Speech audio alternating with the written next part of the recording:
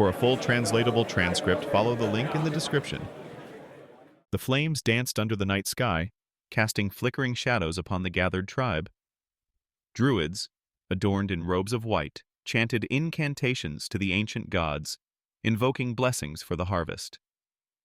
This was Maewyn, the sacred festival marking summer's end and the onset of winter, a time when the veil between worlds thinned and spirits roamed freely.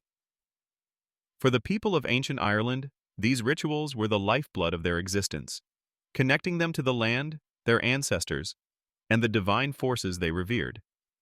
In the rolling hills and dense forests of pre-Christian Ireland, the Celts practiced a polytheistic religion rich in mythology and ritual. They worshipped a pantheon of deities known as the Tuatha De Danann, believed to be supernatural beings who inhabited the otherworld. Gods and goddesses like Brigid, associated with wisdom and healing, and Lugh, the warrior deity, held significant places in their spiritual lives. Sacred sites dotted the landscape: stone circles, groves, and springs, each holding profound spiritual significance. Festivals such as Imbolc Beltane, Lughnasadh, and Samhain punctuated the year, aligning with the cycles of nature and agricultural practices. Across the sea, in Roman Britain, a young boy named Maewyn Succat led a life far removed from these Celtic traditions. Born into a Christian family around 387 AD, Maewyn showed little interest in his father's faith during his youth. His comfortable existence was abruptly shattered when, at the age of 16, he was captured by Irish raiders and sold into slavery. Torn from his homeland, Maewyn found himself tending sheep on the rugged slopes of Slemish Mountain in County Antrim. Isolated and enslaved, Maewyn faced the harsh realities of his new life. It was during these 6 years of captivity that he experienced a profound spiritual awakening. Turning to the faith of his upbringing, he found solace in constant prayer, drawing strength from a deepening relationship with God.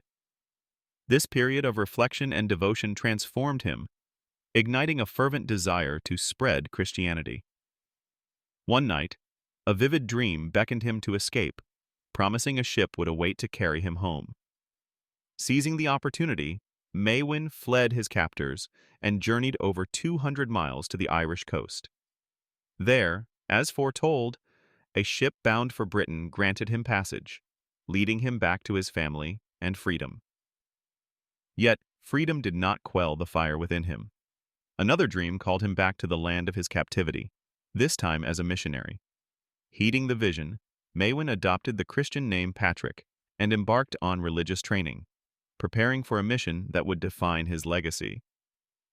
Returning to Ireland as a bishop, Patrick faced the monumental task of converting a land steeped in ancient traditions. He traveled extensively, preaching, baptizing, and establishing churches. His approach was both bold and respectful. He sought to understand the existing beliefs and found ways to connect them to Christian teachings. Legend tells of how he used the three-leaved shamrock to explain the concept of the Holy Trinity, Father, Son, and Holy Spirit, making the complex doctrine accessible to the Irish people. Patrick's mission was not without challenges. He confronted opposition from local chieftains and druids, the spiritual leaders of the Celtic religion. One notable legend recounts his encounter with the idol of Crom Cruach, a deity propitiated with human sacrifice. Patrick, determined to end such practices, is said to have struck the idol with his crozier, causing it to crumble and thus leading to the abandonment of its worship. Over time, Patrick's unwavering dedication bore fruit. He converted many, including sons and daughters of chieftains who became monks and virgins of Christ. The integration of Christian beliefs with certain pagan customs facilitated a smoother transition, allowing the Irish to embrace the new faith without entirely forsaking their cultural identity. For instance, the festival of Imbolc evolved into St. Brigid's Day, blending pagan and Christian elements. Patrick's legacy is profound. He is credited with transforming Ireland into a Christian nation, a change that influenced its culture, art, and societal structures for centuries to come. His life and mission are celebrated annually on March 17th, St. Patrick's Day, honoring the man who led a people from pagan rituals under moonlit skies to Christian worship in sunlit churches.